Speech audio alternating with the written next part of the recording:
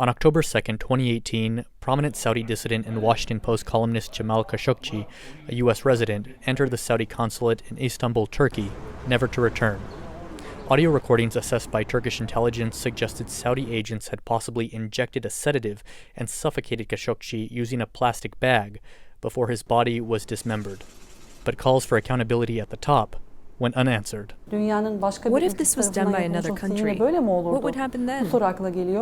In a recent interview with VOA, Turkish author Hatice Cengiz, Khashoggi's fiancée at the time of his disappearance, said she believes the U.S. and Saudi Arabia's existing oil and arms deals ultimately led to Khashoggi's case being ignored. We need to send the message to the world that political and economic power in controlling vast energy sources shouldn't be enough to get away with murder. Many countries failed this test.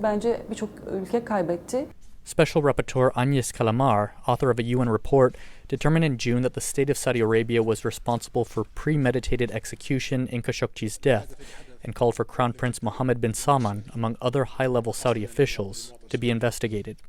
In December, the U.S. Senate unanimously approved a resolution calling Salman responsible for the death of Khashoggi.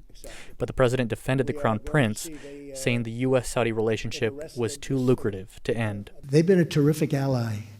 They're creating millions of jobs in this country. With that being said, I'm extremely angry and unhappy about a thing like that taking place. Just 10 days after the release of the UN report, leaders gathered at the 2019 G20 summit in Osaka, Japan, where some embraced Salman. I took that exhibition of friendship for the Crown Prince as a slap in the face of the killing, of the findings of my report, and of all those around the world that are facing attacks for their independence of mind.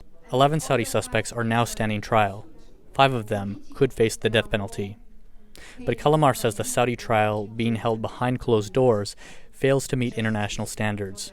She has called for next year's G20 summit, scheduled to take place in Riyadh, to be relocated or otherwise replenish the legitimacy of Saudi Arabia.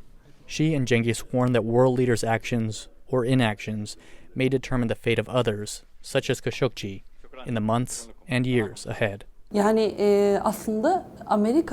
was the kind of person that gave the U.S. the message, look, someone like this can also come from the Arab world. So the murder of such a person is like killing those who think like him. Ramon Taylor, VOA News, New York. I love the man who had the courage to raise his voice at a time when many found